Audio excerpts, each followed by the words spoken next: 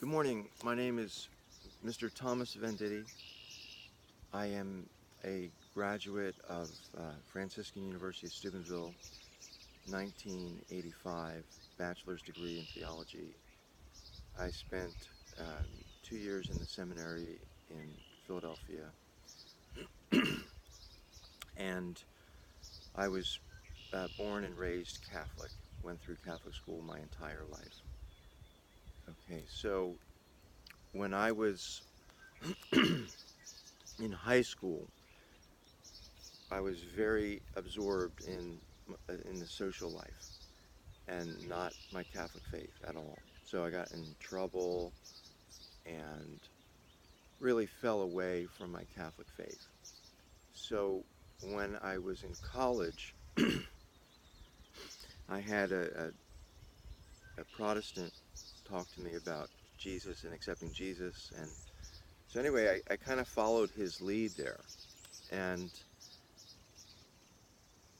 I began going to like Protestant Bible studies and things. Well, I was going to Trenton State College at the time, and this was 1981, 82, 83, and attending a Protestant Bible um, study and also studying art therapy.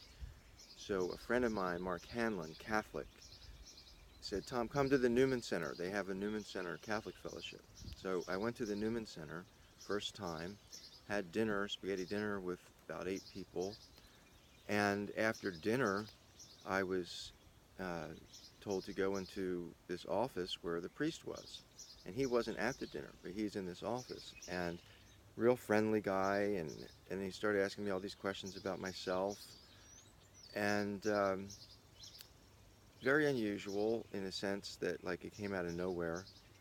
And then he proceeded to come over to me, and I stood up, and then he put his arms around me and started rubbing my back and pulled my body close to his. And I was very offended by that.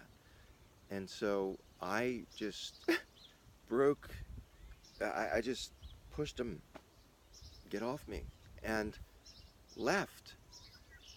And I grabbed my friend. I said, what in the world is going on? He said, well, oh yeah, he's got a reputation. I said, that's nuts. Why would you, not warn me about this guy? So I was, 19 at the time? So I just never went back. I didn't even think to report him or anything like that. That was like the furthest thing from my mind. I wanted to get as far away from that guy as I possibly could. So I ended up transferring to Franciscan University of Steubenville because I figured there I would get a better look at, the Catholic Church. And I did. I get a real good look at the Catholic Church there. And the the priest who was on campus at the time, who was basically the running the show, was Father John Bertolucci. Father John Bertolucci has passed away and was a admitted guilty of sexually abusing minors, boys. So Bertolucci had done these crimes prior to being on the campus at Franciscan. So I go to the campus, and this pedophile, according to, every news account, confirmed by his bishop. Now, he would dispute its pedophilia because of the age, prepubescent versus, but for the sake of the argument, the society looks at that as pedophilia. So, um, so anyway, he disappears while there, and they never said anything like what happened to him. It was a complete cover-up, right? Because he was around guys all the time, taking them on trips. He was a famous evangelist, this guy. He had all kinds of privileges, hotel rooms, overnights, all kinds of stuff going on. So that was cover-up number one. But I didn't know. I had no idea. So I just was absorbing everything that Franciscan University had to offer, and I learned a lot. I really did learn a lot. But I learned it from their perspective, their slant, of course, and I had no other slant, so I just went with their slant. Basically, that, you know, Catholic is the best, and Rome, sweet home, and that's pretty much your life's journey, is to find the Roman Catholic Church. So I bought it. I bought into it. On campus, like I said, other than rubbing shoulders with a pedophile, but who I didn't know was a pedophile, I didn't really see or sense anything along those lines. But I was very focused on maybe becoming a priest and in my studies. So anyway, I graduated from Franciscan, ended up applying to join the Franciscan TOR community in Loretto, Pennsylvania. And this was Brother Baker. Stephen Baker is from Pennsylvania. He spent time Johnstown, Altoona, Johnstown Diocese, where Loretto is. Now, uh, so they rejected me. They rejected me. They invited me to come, but then they rejected me. They didn't think I would fit in. Okay? So here's a guy just graduated from their university with honors in theology, and they reject me. Interesting. So, following that, I went to graduate school in Virginia Beach, Virginia, a Protestant school, Regent University. I got my master's in biblical studies, 1988. I stayed down there, or 88. I stayed down there for pro-life work for a year, and, you know, had a pretty good experience down there. Really didn't run into any kind of pedophilia issues down there at all. All right, so then I joined the seminary in Philadelphia, 1989, under Father John McFadden, with some other good people, Father Joe Coffey. And so it turns out that I was part of the seminary that ended up under the Philadelphia Grand Jury report to be like loaded with pedophiles while I was there. Now, we knew it. Father Paul Stenson reported a lot of this stuff, and then he was punished for it. So they called him homophobic. And so 2 years there, and I just really sorrowfully in my heart, I left some good friends. I left. I had to leave the seminary. Something was telling me, get out. Okay? So I got out. Ended up getting married. And now, with all the background in theology, I say I'm going to have to pursue a theology teaching, and youth ministry. So that's where I ended up in Altoona, Pennsylvania in the year 2000. And I got a job with Father Resch at St. Joseph's Catholic Church in Bellwood. Okay, the first year I was there, Father Resch had me take a group of 15 teenagers to see Brother Baker for a mandatory confirmation retreat. Brother Baker met with each kid individually. Okay, Brother Baker was indicted for 65 charges at least of pedophilia. And I was told to take a group of kids to this guy the minute I got the job out there.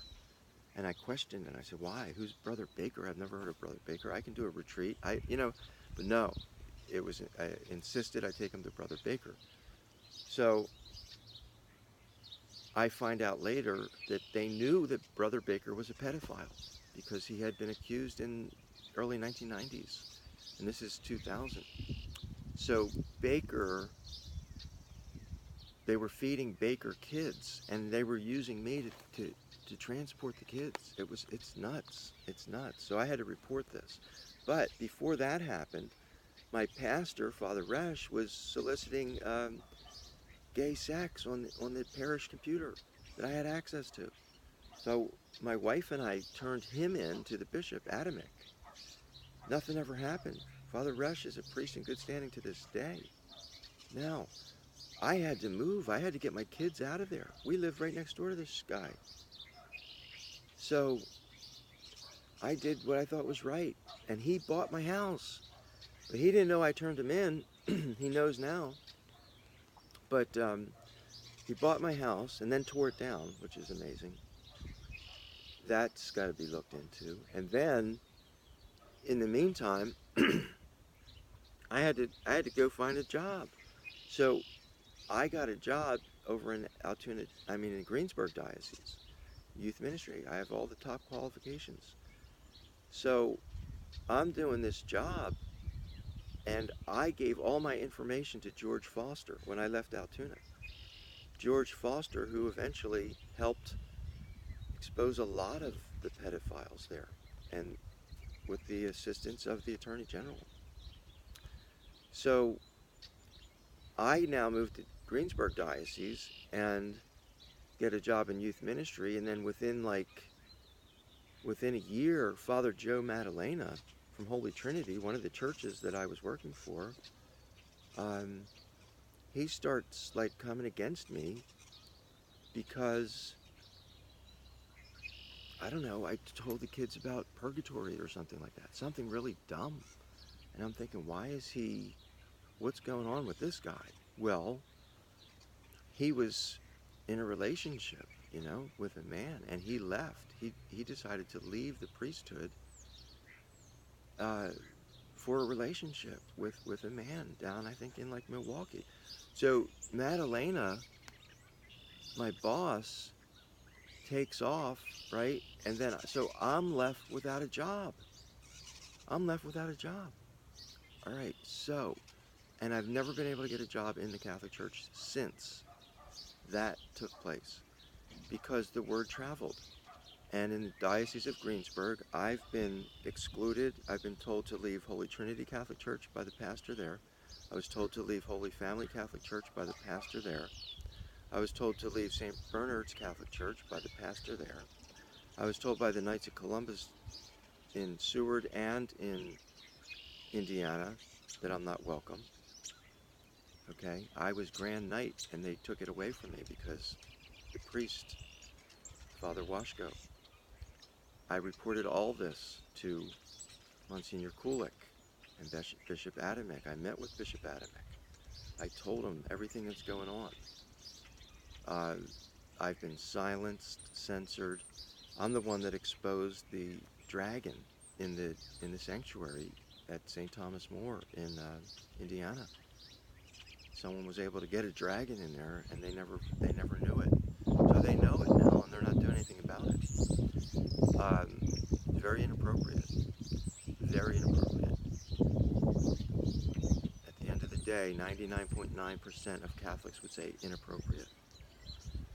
Okay, so what we're going to do then is I'm trying to expose the pedophilia because I have evidence. So what happens is my family and we moved to Steubenville in 2007, and because of the university, that's where I went to the school. So I returned there because my kids are getting older, and I'm thinking I want them to go to college there, and they can get an early start because they have a great program for high school kids.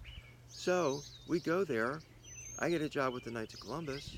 Next thing you know, the Grand Knight of the Knights of Columbus is telling me that he's an active homosexual, and that on campus the priest was trying to do reversion therapy on the students there that were gay. They were trying to cast the demons out of them so they could become straight. Father David Morier. So I get involved in that situation. Then the priest who came on to me is working on the campus with the young guys who are thinking of the priesthood. Father Vincent Inglaterra, who came on to me back when I was a student at Trenton State College, and that's recorded with the diocese. He's working on the campus. So I had to turn him in. And I said, Father Rick, I said, this guy came on to me. He's got a terrible reputation. He shouldn't be working here with these young guys. So they didn't do anything about it. I reported it. I even gave him literature and things like that articles Father Vince had written that were clearly in support of gay marriage, for example, clearly against the Catholic Church's teaching. So they do nothing, right? 2 years later, the Bishop of Trenton notifies the university